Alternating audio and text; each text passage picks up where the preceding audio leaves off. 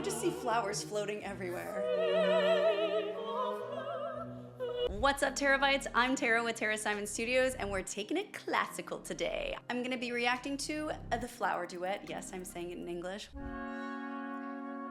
Everything about classical composure, classical instrumentation, orchestral playing, as well as singing is detailed.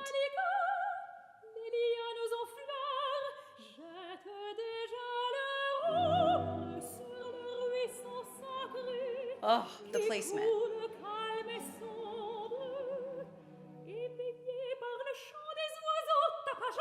Yes, beautiful diction and accent on those consonants. Now, she's got a very characteristically different tone and timbre to her voice. You hear Sabine in this forward bell-like yet very powerful placement, right? There's not a lot of heft or thickness to her voice, whereas then when you hear Marianne, you do hear this beefier, thicker, darker tonality in the timbre of her voice that brings forth this deeper, more textured tonality. And personally, I think this makes for a beautiful pairing in female voices because it creates this leveled, layered, more in-depth sound than you would have if you had two vocalists of the same vocal type and classification.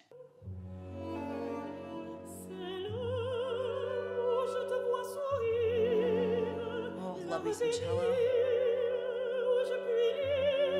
Now, why is she doing this? Anybody know? Anybody? Put it in the comments.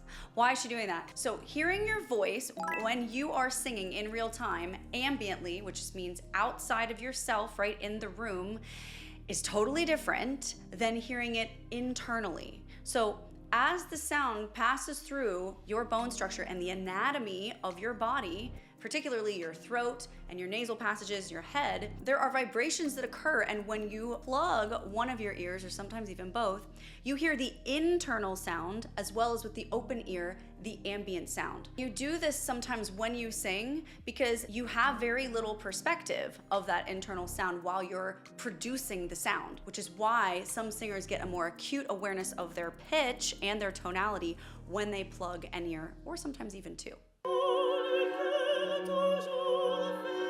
And it's so in the pocket of the center of that pitch. Oh, I love the wilt off the end there. I mean, it doesn't get any better than singing with a live orchestra, folks. The musicality, just the high level. Oh, here we go. One of my favorite classical pieces, actually, especially a duet.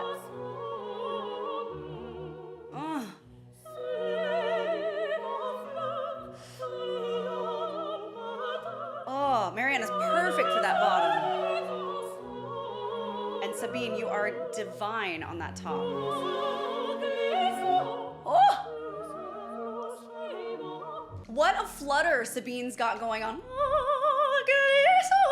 It's just this gorgeous fast vibrato, but not too fast. It doesn't go goat vibrato. It doesn't go tremolo. It's just this beautiful, healthy vibratic spin. And the tonality and the fluidity as she goes through these notes are so in the pocket of the pitch and the timing, both at the same time. Oh, it's just sublime. There's something that they're both doing that I'm gonna mention in a second. Oh, that's just gorgeous, and it's so smart of them to do. Oh, and I'm gonna leave it right there. I'm gonna freeze it so that you know, okay, this is called covering. Look at their faces here. They are both taking their upper lip and they are covering their front top teeth. So, versus, you hear how my pitch even went down at the end there. There is such a greater amount of control, a greater intensity of the purity of the tone, and just a more zeroed in sense of pitch when you cover than when you don't. Because it directs the sound. If sound were little tiny arrows shooting out of your mouth, right? And you're going, well, that arrow could go this way, that way, this way, that way, you never know. But when you cover, it goes much more forward. There's only one way really for that sound to go. And they're both doing it. They've been doing it from the beginning.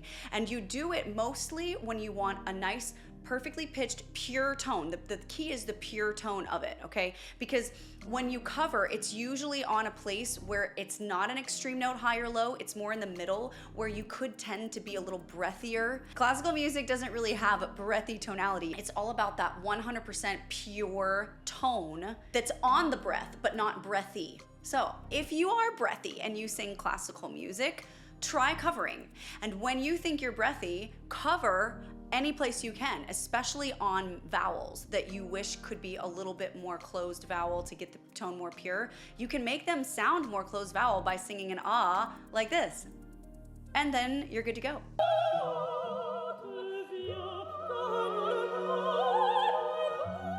See, covering, Sabine. It's all over. And now that you know what it is, you're not gonna be able to unsee it. You're gonna see singers do it all over the place.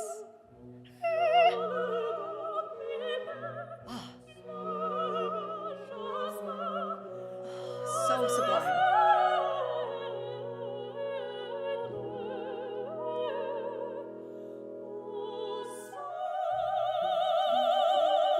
Listen to that bloom. Gorgeous wilt off too. Oh, the bois.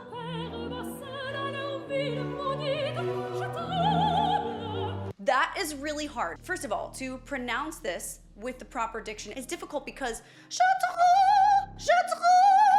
you have to raise the back of the tongue up to that uvula, the little hanging down, if you don't know what that is.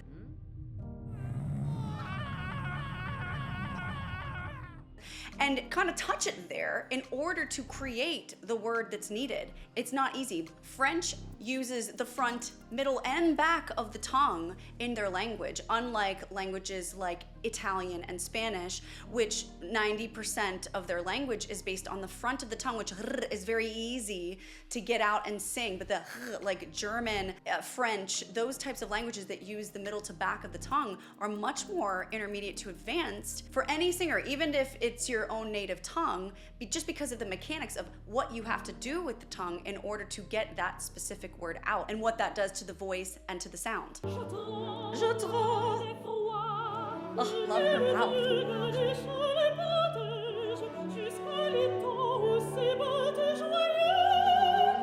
Look at her movement. She's using her whole body, getting momentum.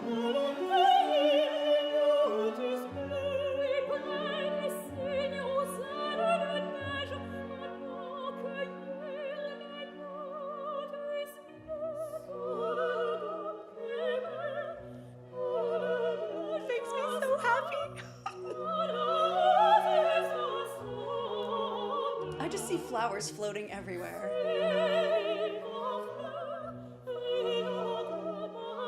Oh. Love that little change. Kudos to the conductor. He's doing such a beautiful job. Such cohesiveness in the entire orchestra.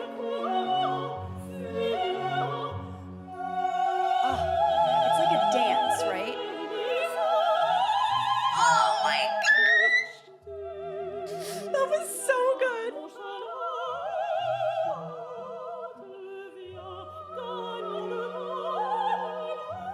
Yes.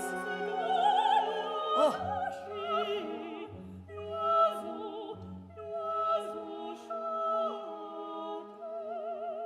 Okay, I gotta just say, this whole time, by the way, their entrances and exits have been so tight.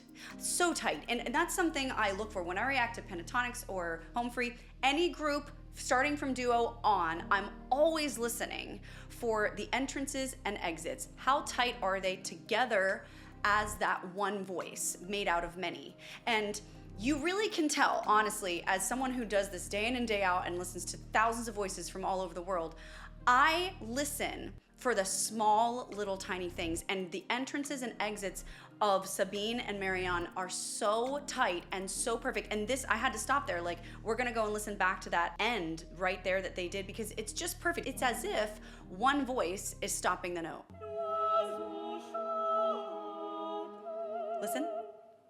It's just both of them completely off at the exact same time. That's advanced, that's professional. high level, what you look for.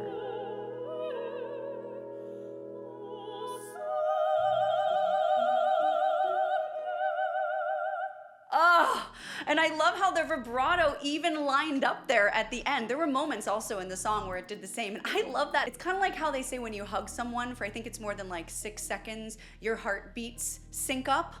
I think it's the same when people sing. I think when people are really locked into one another when they sing, the vibrato is almost like the vocal heartbeat, and it lines up and it syncs with the others in this beautiful cohesion that is music. And I just love that they did that at the end. That was so gorgeous. Now, you may be watching this thinking, oh my gosh, this is just so, like Tara says, it's so sublime. What a dream. Life is about growth and about the pursuit of what you love.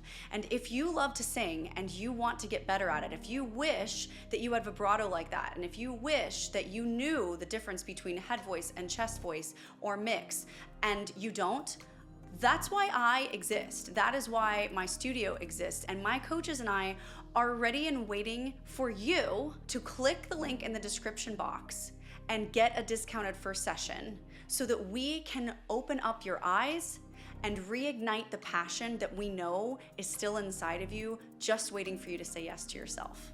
So before you click on the next video that YouTube thinks you're really gonna like of mine, go to the description box and get your discounted first session today. We're not promised tomorrow, so don't hesitate, do it today.